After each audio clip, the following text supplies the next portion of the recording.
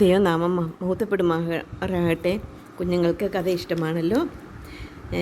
ഇന്ന് നമുക്ക് കഥയായിട്ട് ആണ് ദൈവത്തിൻ്റെ വചനം ദൈവം തന്നെ പലപ്പോഴും പറഞ്ഞിരിക്കുന്നതെന്ന് നമുക്ക് മനസ്സിലാക്കുവാനായിട്ട് സാധിക്കും.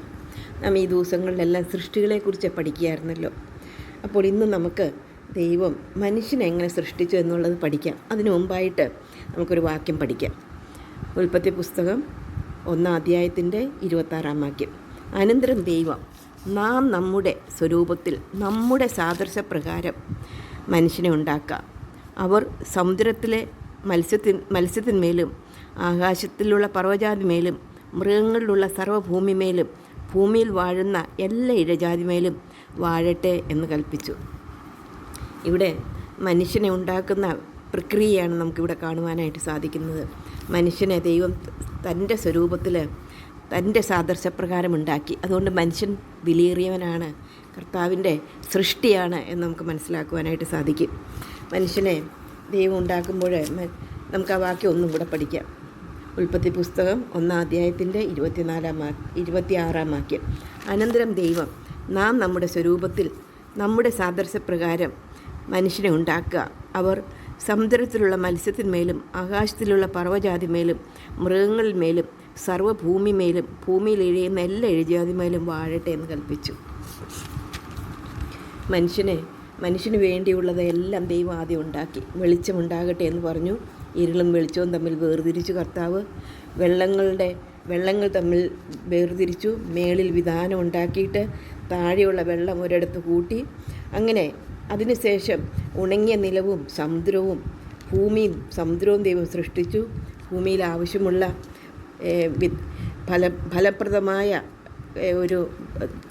ഫലപ്രദമായിട്ടുള്ളത് കർത്താവ് സൃഷ്ടിച്ചു. അതാത് തരം വിത്തുള്ള ഫലം കായ്ക്കുന്ന വൃക്ഷങ്ങളും ചെടികളും ഒക്കെ സൃഷ്ടിച്ചതിന് ശേഷം ഭൂമിയിൽ ദൈവം ആകാശത്തിലെ പറവുകളെ ഉണ്ടാക്കി, ഭൂമിയിൽ ജീവജന്തുക്കളെ ഉണ്ടാക്കി, അതുപോലെ തന്നെ വെള്ളത്തിലെ ജലജന്തുക്കളെ ഉണ്ടാക്കി, അതാത് തരം കന്നുകാലി, ഇഴജാതി, കാട്ടുമൃഗം ഇവയെല്ലാം ഉണ്ടാക്കിയതിന് ശേഷം എല്ലാം നല്ലതെന്ന് കണ്ടു.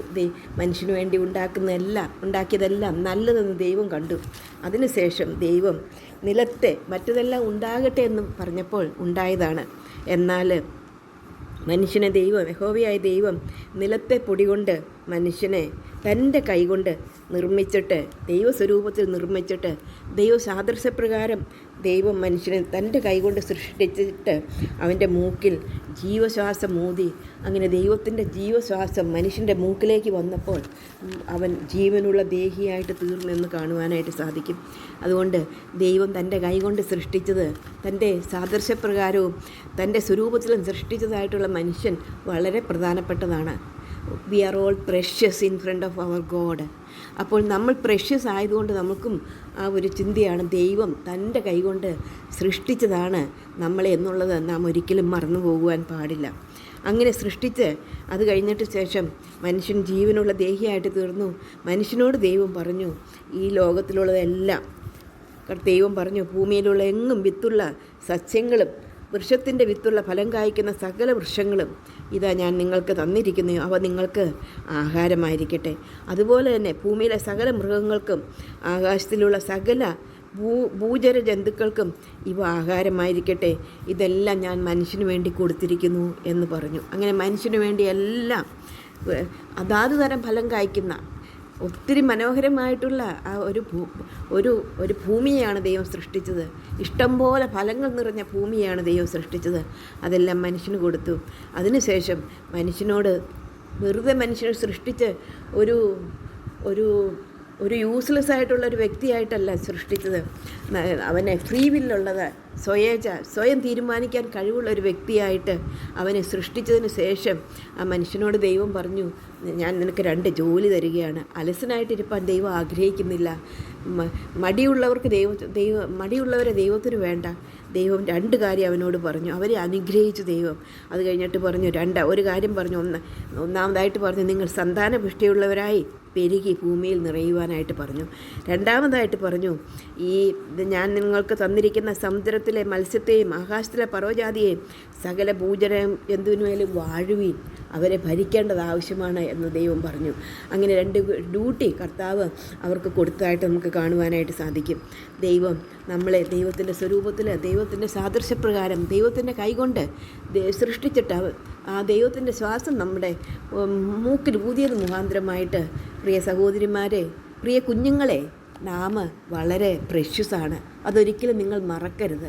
നിങ്ങൾ എവിടെയായിരുന്നാലും എങ്ങനെയായിരുന്നാലും ഓൾവേസ് പറയണം, I am precious because God created, God the almighty triune God created me. ആ ഒരു ധൈര്യം, ആ സന്തോഷം നമ്മൾക്ക് എപ്പോഴും ഉണ്ടായിരിക്കണം. നമുക്ക് പ്രാർത്ഥിക്കാം. സ്നേഹവാനായ ദൈവമേ, ഈ നല്ല സമയത്തിനായിട്ട് ഞങ്ങൾ നിന്നെ സ്തുതിക്കുന്നു, സ്തോത്രം ചെയ്യുന്നു. കർത്താവേ, ഞങ്ങൾക്ക് എന്ന പാഠത്തിനായിട്ട് സ്തോത്രം. ഞങ്ങളെ അങ്ങയുടെ കൈകൊണ്ട് സൃഷ്ടിച്ചതാണ്, അതോർത്ത് സ്തോത്രം. അങ്ങയുടെ സാദൃശ്യത്തിലും രൂപപ്രകാരവും ഞങ്ങളെ സൃഷ്ടിച്ചു, അതുകൊണ്ട് സ്വരൂപത്തിൽ സൃഷ്ടിച്ചു, അതുകൊണ്ട് ഞങ്ങൾ നിന്നെ സ്തുതിക്കുന്നു. അങ്ങയുടെ ശ്വാസമാണ് ഞങ്ങളുടെ മൂക്കിലുള്ളത്, അതോർത്ത് ഞങ്ങൾ നിന്നെ സ്തുതിക്കുന്നു.